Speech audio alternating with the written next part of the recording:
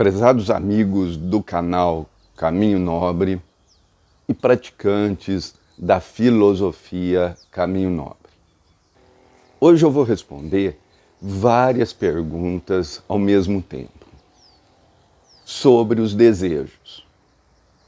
Existe uma parte da população que idolatra os desejos. Existe outra parte que fala muito mal dos desejos. Qual é a verdade?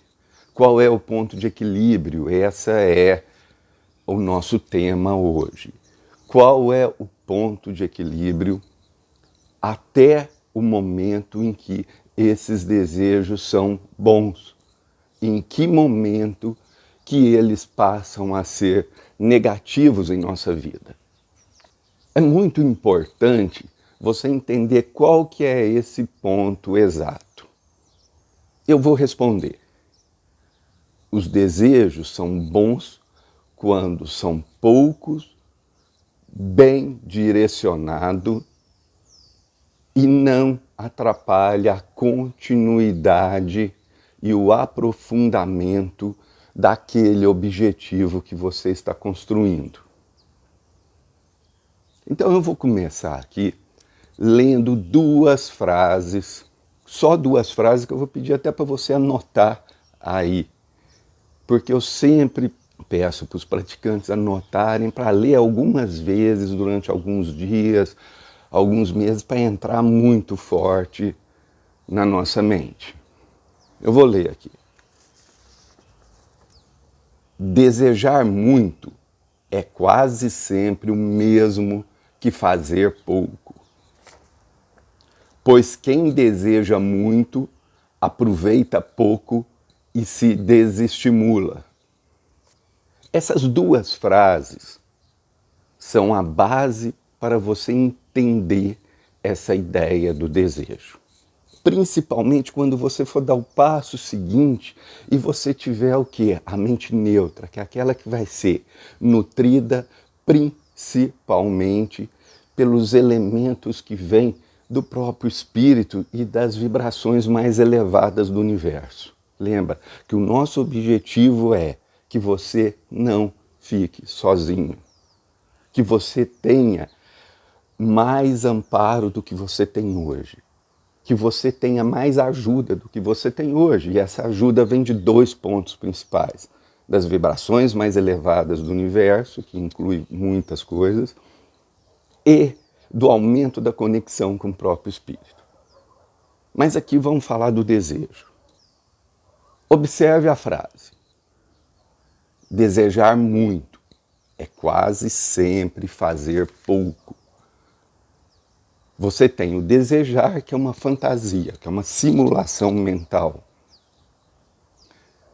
que é muitas vezes quando você projeta dentro da sua cabeça. Por exemplo, eu quero ser advogado. É uma fantasia, uma simulação mental. O fazer é o concreto. Então, observa bem que o desejo é muito rápido. Uma pessoa pode falar assim, não, eu quero ser advogado, e depois ela fala, eu quero ser engenheiro. O fazer, ele é mais demorado, por isso que ele exige uma continuidade. O fazer é a base da vida, é o grande motivo pelo qual nós estamos encarnados. Para a gente realizar, concretizar. É ação. E essa ação, ela demanda muito tempo, geralmente.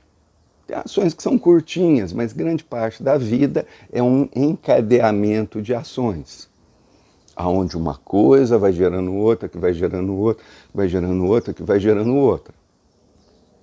No final, nós temos o quê? Uma grande obra. Então vamos pegar o exemplo do cara lá que queria ser advogado. Se ele quer ser advogado, ele tem um desejo, mas ele tem que operacionalizar, ele tem que tornar isso realidade.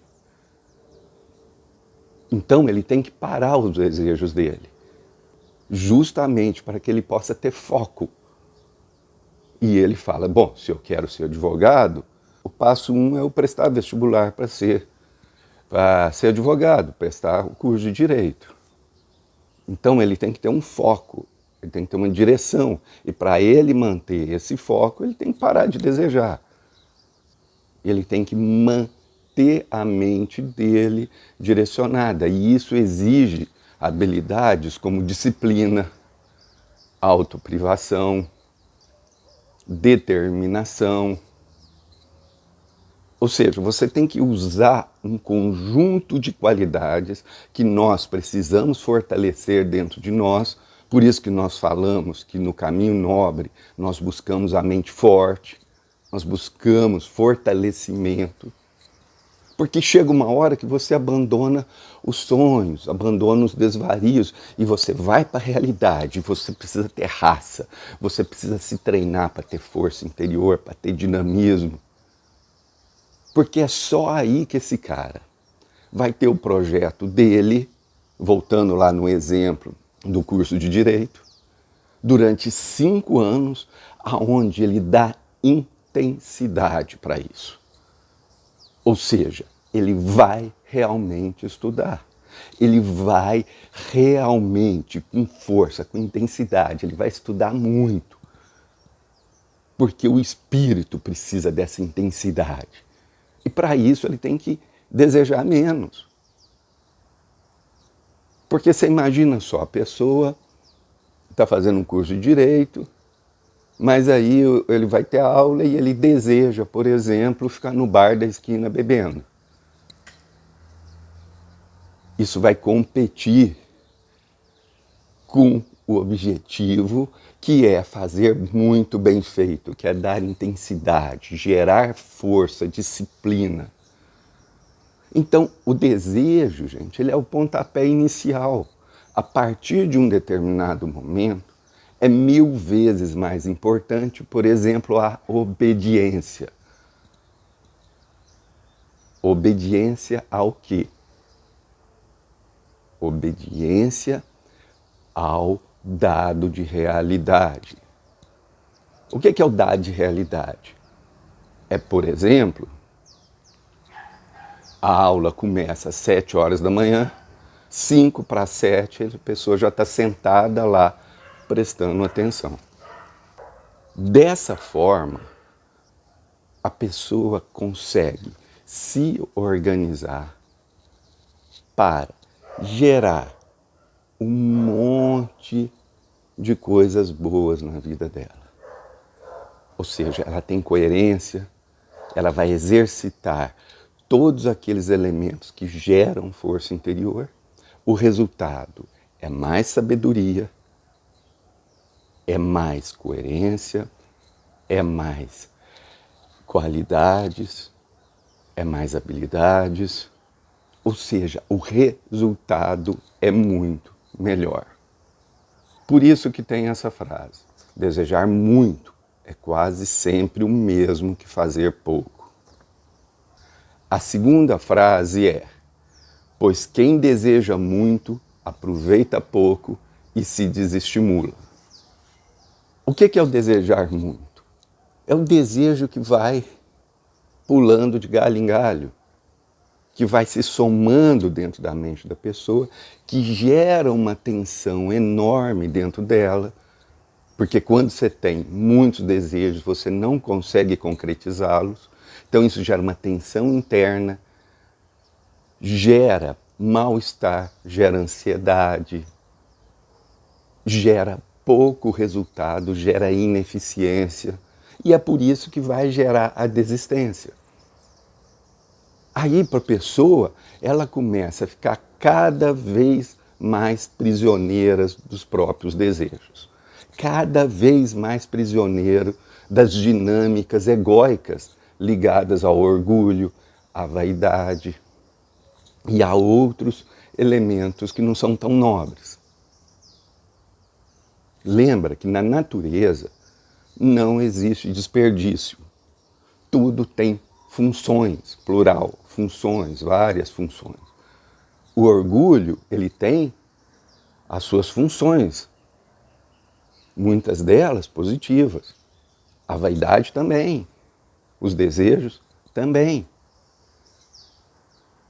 Mas quando isso começa a crescer e começa a tomar conta da pessoa, a pessoa fica prisioneira, vira um vício, vira uma cocaína. Quando ela vai para a prática, quando ela vai para o fazer, para o realizar, ela não consegue dar intensidade, ela não consegue manter esse foco firme, presente. Ela tende ou a tirar o pé do acelerador, então ela se esforça pouco, ela não se entrega para a situação, ela cria desculpas, ela cria múltiplas demandas, então não consegue realizar o que é essencial, o que é o principal. Ela começa a justificar a vida com crenças falsas, crenças limitantes, crenças incompletas. Ou seja, esse desejo vai gerando tensão. Nós estamos numa sociedade narcísica. Nessa sociedade narcísica, o desejo ganha uma predominância muito forte na mente das pessoas. Isso se traduz em irritabilidade, tensão, ansiedade. O nível de estresse da população está crescendo muito, a quantidade de gente tomando remédios psicotrópicos está crescendo muito. O nível de estresse, tensão. Por quê? Porque esse elemento da vida, o desejo, ele tem que ser pouco, justamente para esvaziar a mente e permitir com que você tenha foco, você tenha o prazer da vida, o tesão da vida, a alegria da vida, na realização, na concretização. Tem uma frasezinha que as pessoas gostam, né? Se o pedido de desculpa não vem acompanhado de mudança de atitude, você não deve acreditar. É um ditado popular. O que esse ditado está dizendo? Que falar é fácil, desejar é fácil. Mudar realmente é que é difícil. Fazer é que é difícil. A pessoa muitas vezes fala assim, eu amo minha mãe. Mas entra dentro de casa e está muito mais interessado no celular, em ficar vendo o celular, do que estar próximo da mãe, conversar, dialogar. Ou seja, esse amor ele não se transforma em ação, não se transforma em atitude. Por quê? Porque tem um monte de desejos. Esses desejos sugam a vida da pessoa. Eles são transformados em dezenas de objetivos, em dezenas de crenças, dezenas de pensamentos. E aí existe pouco espaço para o fazer, para a força interior ser desenvolvida e também para que os elementos mais nobres da vida se realizem. O amor, o carinho, a ternura, o mutualismo, a verdadeira gratidão que tem que se transformar em ato, o perdão que também tem que se transformar em atos. Tudo isso demanda não só tempo, porque isso tem que ser construído, como demanda você estar com a mente mais vazia, por isso que os desejos sendo poucos, você também diminui o nível de pensamento, o nível de sentimentos conflitantes. Quando você pratica a autoprivação, você também está diminuindo esses desejos. Porque os sentimentos mais nobres e as comunicações vibracionais elevadas e aquilo que vem do próprio espírito vem de modo sutil. E esse processo que eu estou descrevendo aqui, de diminuição dos desejos, diminuição dos pensamentos, tudo isso precisa de um complemento para a gente ampliar a consciência, para a gente transcender, atingir a redenção, que é esses elementos que vêm da espiritualidade superior e do próprio espírito. Eu espero ter ajudado vocês. Agradeço todos que vieram até esse momento, convidando para estudar os textos do site Caminho Nobre, caminhonobre.com.br. Muito obrigado, paz e bem, até mais.